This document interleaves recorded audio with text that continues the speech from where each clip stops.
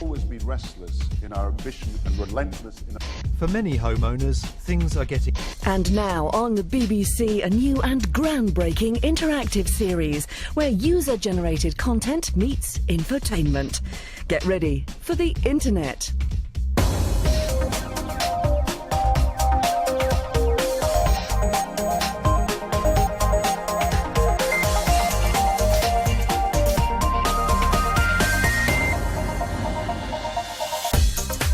This week on Click, we're looking at how TVs are finally becoming connected. From widgets on your telly to taking online video and enjoying it on the box, we've got the lowdown on the next generation of connected content. We'll also be focusing in on what's next. We're at the new Tech Expo that sheds light on how we might be communicating with our kit in a few years' time. All that plus the latest tech news and a scout round the web in Webscape.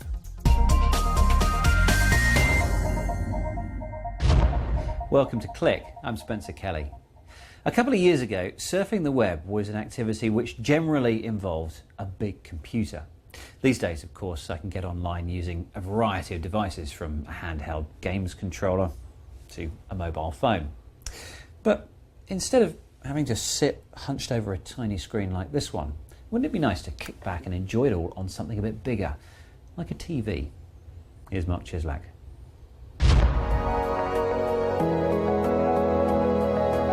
For 8 decades, the television has had pride of place in our living rooms, informing, educating and, of course, entertaining. It's been the primary method by which video has been delivered to homes across the world.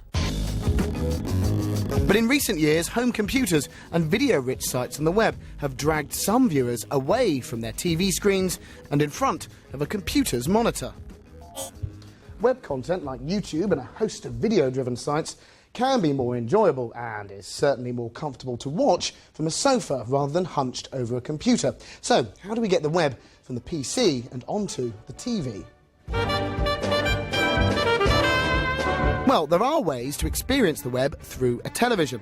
A couple of TV manufacturers are hoping to tempt viewers back in front of their screens by building web functionality into some of their new TV sets. Rather than just plugging in an aerial and the power, plugging in an Ethernet cable or Wi-Fi dongle opens up a world of possibilities for television. Samsung have partnered with Yahoo to bring the web to TV via widgets. At the moment, these widgets guide the viewer to weather and headline news feeds and sites like Flickr. The content is specially optimised for viewing on a TV and is selected via a simple scrolling interface, accessed using the TV remote control. These widgets have to be specially developed for use with this service, but plans are afoot to roll out widgets with functionality like video streaming. Sony has its own widget-style system called Applecast. This TV has an Ethernet cable plugged into the back of it, which is connected to the web. Data is accessed via the cross-media bar using the television remote control. These sets aren't equipped with full web browsers. The idea is that some websites are best experienced on a computer. Sites that involve lots of small type that will be difficult to see sat way back from a screen, lounging around on a comfy chair. As a result, these widgets lead the user to content that has been specially optimised for use on a TV screen.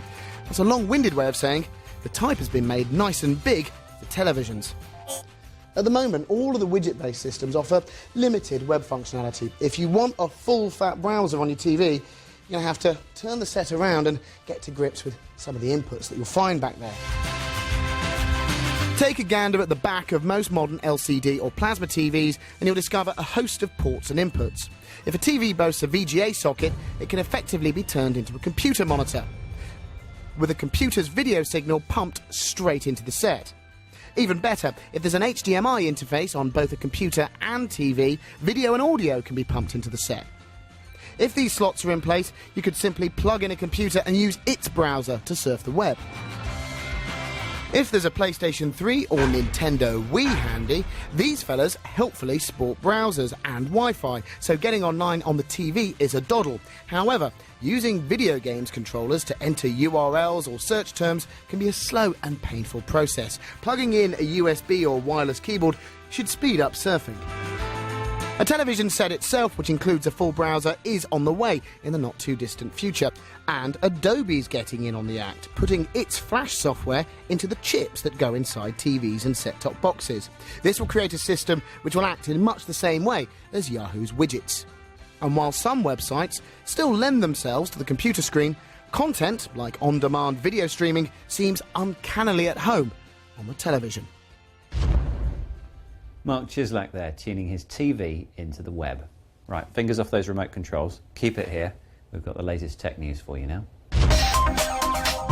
First up, you may remember our recent show highlighting the danger of botnets, where computers are hijacked by cyber criminals and turned into zombies to become part of a network of compromised PCs. Well, this week, the scale of botnets has again been highlighted, as a report by security vendors McAfee suggests that 50% more home computers are now under the control of hackers than at the end of 2008. According to the report, the US hosts the most zombie computers, 18% of the world's total, with China in second place with 13%. Microsoft has made the latest near-release build of its upcoming operating system Windows 7 publicly available as a download. You'll have just over a year before both 32 and 64-bit versions of the OS expire, but Microsoft is warning that you shouldn't try to install it unless you're technically competent, as there'll be no tech support available and it requires a complete reinstall over your existing system. And we'll be looking in more detail at Windows 7 here on Click in a couple of weeks' time. And finally, the annual Webby Awards have taken place in New York, the ceremony which celebrates the best websites of the year in various different categories. On the Roll of Honour, some well-known web names like Dig, Flickr, Kayak, Auntie Beeb, which won for the best news site, The Guardian, NASA, and the breakout site of the year, Twitter. But also on the list, some lesser-known but equally cool sites, which we thought you'd like to see right now.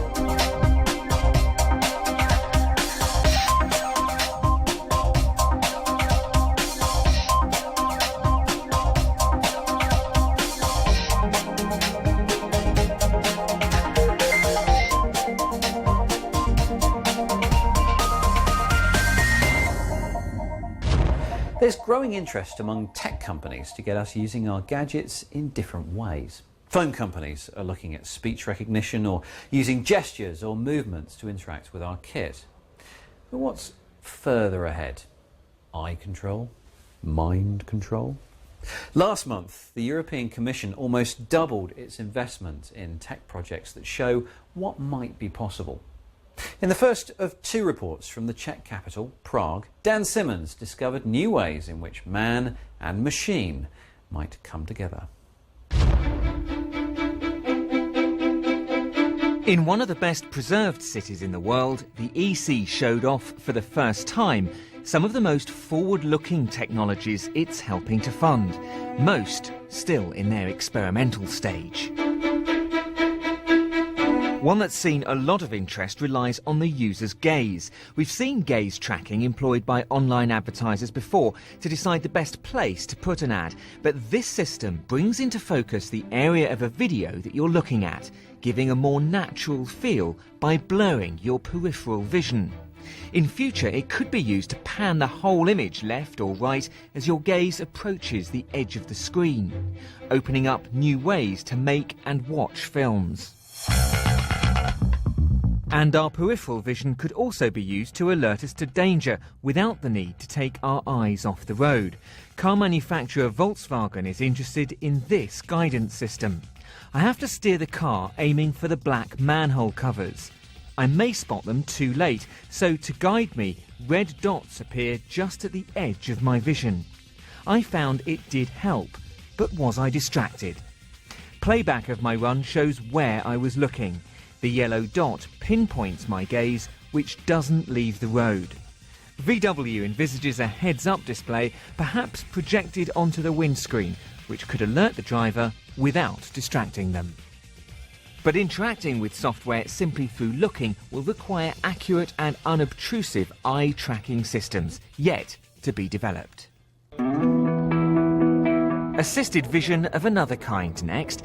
Ever walked around a city and wondered what building you were looking at? This app, which will work on most mobiles, tells you just that. Your snap is uploaded and visually matched to a database. Now that would be tricky if the server had to compare it to all the buildings in the world. But instead, details of your rough position are also sent, and that hones down the number of possible matches. It also tells you your exact location and the direction in which you're facing. At the moment, each picture takes about 20 seconds to match, but researchers are aiming for a 1-second turnaround, opening the door for a live, data-enriched video stream of the world around us. Some of the projects chosen for EC funding had more rudimentary exhibits, but the idea was there. This software system, designed for cars, tries to detect our mood and adapt accordingly. The camera picks up head movement and facial expression. An infrared camera spies muscle tension, and a microphone listens for singing. The louder you sing, the louder the music gets, which is probably a good thing. In future, the car seat could detect and adapt your posture. The steering wheel would measure sweat and pulse, and if you're alert, the car could slip into sports mode. If you're nodding off, it winds down a window. Ferrari and Philips are partnering this project. Both like the idea of a car that quietly tunes itself to the driver. And what if we could communicate our mood in the mobile world? Project Passion uses a near-infrared camera to detect facial movements and match them with mood. It's hoped the size of the camera may soon fit into a laptop. Then when we type or use social networks, our feelings will be reflected too. Imagine the colour of the font that you use changing to reflect that you're happy or stressed out. And rather than a video call, which can be too revealing, what about an avatar call, just using our facial expressions that the camera sees? Italia Telecom is interested in bringing these ideas to market over the next year. There's also a move towards more realistic avatars that mimic us more closely. This is Vladimir, a Czech TV presenter, reading, well, anything you tell him to. Just copy and paste what you want presented. The claimed breakthrough is the realistic melody of the delivery. Even if you don't speak Czech, it seems to sound very natural. Se překřtila na fontánu mládí. Připomeňte si nejlepší fotografie, které teleskop pořídil. 13 hours of recorded speech was split into sections, many lasting less than a tenth of a second. The algorithm used to stitch it all up knows syllables sound different depending on where they sit in a word or sentence. The lip syncing is done by modelling a video of Vladimir to recreate muscle movements. Of course, many of the applications we'll use in future will run over the net and to our mobiles. The problem is that live 3D modelling can overrun our often limited broadband signal, but not with this project. The loop of the dancing woman on the left needs 89 megabits of data, but the one on the right needs just 1/50th of the original. We'll still need fast processors to rebuild the image once the crunched down version has been sent, but getting a good signal is no longer crucial to having live 3D avatars on our mobiles. From 3D to an extra sense, touch. Here, an insole provides haptic feedback vibration to recreate walking on a wooden floor. When coupled with sound effects from the shoe-mounted speakers, it felt weirdly real. I tried walking on snow and was pleasantly surprised. Eventually, researchers hope to lose the wires and offer gamers a more immersive experience. And what about this take on what many regard as the ultimate human-computer link, if you're not that fussed about your hairdo? This Starlab helmet device has actually been out on the market for 6 months and claims to interpret our brainwaves. When it gets the right signals, it feeds back electromagnetic stimulation, and that can help with sleeping disorders or to relieve seizures for those with epilepsy. But perhaps the most science fiction of all the exhibits was saved for the finale, a mind-controlled orchestra. Some of the players are concentrating on a bright light, looking for a number or a letter, which then sparks a distinctive brainwave pattern. The helmets detect that and tell the computer to play a note.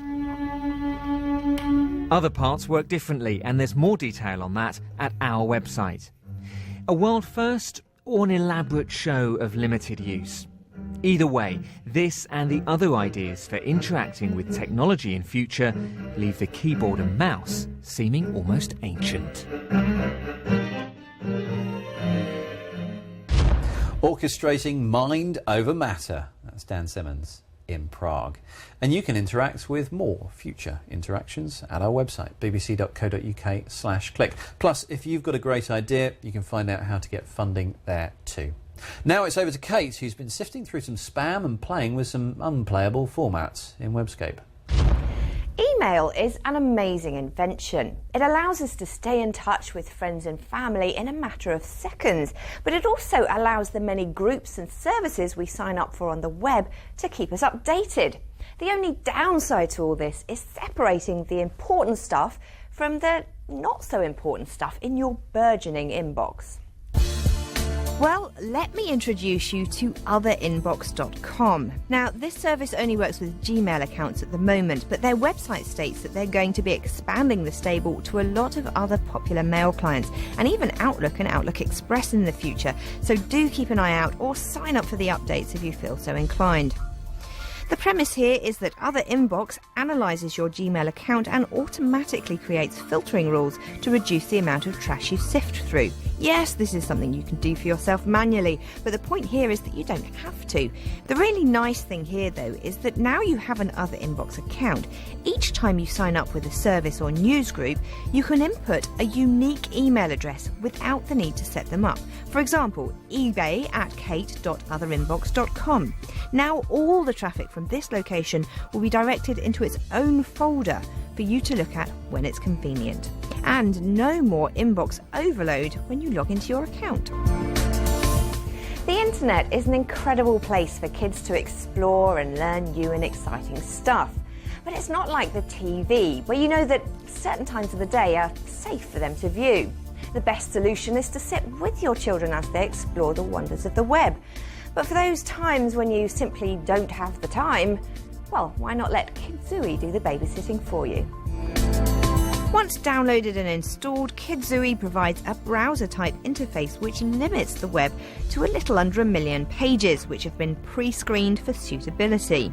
There's websites, images, videos, games, and a whole lot more, all dressed up in a colourful and child-friendly interface, although it does seem a little slow on loading stuff. But in this environment, your small ones can get used to the concept of searching and surfing the web without you having to look over their shoulder all the time. All around, the content is a little light on educational material, and whilst there are no ads on the pages, a suspicious mind might think it's biased towards certain brands, such as Disney and Barbie. Nonetheless, a good fun application to keep the wee ones entertained in a safe and fluffy environment.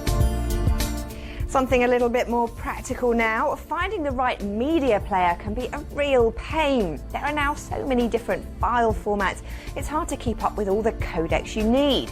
If this sounds familiar, then OMG, you need GOM.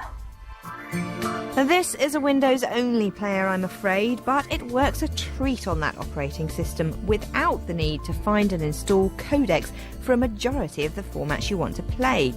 But even better than that, it can often play incomplete or damaged AVI files, which other players just can't, using special algorithms which skip the damaged frames.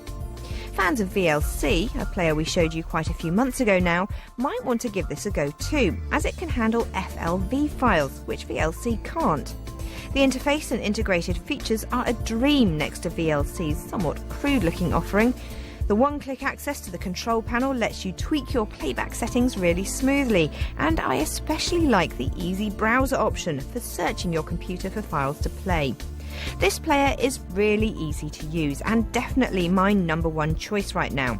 The only downside is that lots of users have reported problems getting it to play DVDs, so I guess you won't be uninstalling all your other players just yet. Twitter. I like the concept, but to be perfectly honest with you, I haven't really seen the point. I mean, who wants to know if I'm going to the park to read a book, or if the supermarket delivered the wrong brand of washing up liquid? clearly my life just isn't interesting enough to tweet. But now I've found celebritytweet.com, and it's all starting to make so much sense. Here, the lives of the rich and famous are laid out for our viewing delight. The main page here has a feed of all the latest tweets from the stars, with the most twittering celebrities in a panel just to the right. If you're looking to follow someone in particular, you can scroll through the @ list on the far right. I'm really enjoying reading the random posts from people like Al Gore and P. Diddy. Celebrity Tweet is part of my morning coffee ritual right now. Well, sadly, we have come to the end of my time with you today. There are links to all the pages we've explored on our website, to which the lovely Spencer will be directing you shortly. Spen, do you tweet? Yes, I do, occasionally, as does the rest of the team on behalf of the programme. And if you'd like to join the 500,000 or so other voyeurs who are following what we're doing, then check out our Twitter page, twitter.com/BBC Click. And for information that spans more than 140 characters in one go, you might like to check out our other resource, which is, of course, our website, bbc.co.uk/click. From there you can email us, you can watch the video stream of the programme, and you can catch up with our extensive archive should there be anything that you've missed. That's it for now though. Thanks for watching. Catch you next time.